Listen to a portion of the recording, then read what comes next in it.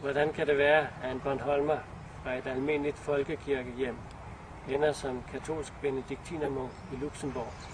Jeg kom næsten tilfældigvis i katolsk skole, hvor jeg lærte kirken at kende. Og da jeg så var 18 år, konverterede jeg. Det, der fascinerede mig i kirken, det som man kan sige, jeg blev forelsket i, det var kirkens liturgi. Og den forelskelse er ikke gået over endnu.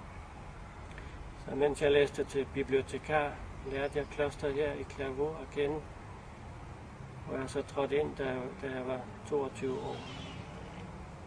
Her kunne jeg få udfoldelse for min kærlighed til liturgien, for vi tilbringer 3-4 timer om dagen med højmesse og tidbønner fra tidlig morgen til aften. Jeg har også måttet lære, at liturgi er mere end røgelseskyer. Liturgi, det er vores deltagelse i Kristi præstegerning, som sammenfattes i messens ord, Herren til ære og verden til frelse.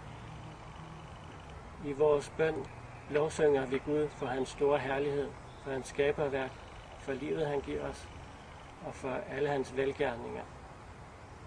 Og vi beder også for verdens frelse i almindelighed, og for alle de anliggender, folk sender til os. Men det jeg især har opdaget som en kvalitet i benediktinske klosterliv, det er det vidunderlige familieliv, vi har. Vi er 21 munke med meget forskellig baggrund fra 6 forskellige lande. At leve sammen er interessant, nogle gange krævende, altid berigende, for man lærer at se sin bror med Guds øjne. Tit spørger jeg mig selv, hvordan kan det være, at det var dig, Gud kaldte, og ikke din sidemand? Jeg har ikke noget svar på det, men jeg kan bare sige, at jeg hver dag i 23 år har sagt ja til det kald, og jeg ikke har fortrudt det. Jeg gør Jomfru Marias ord til mine.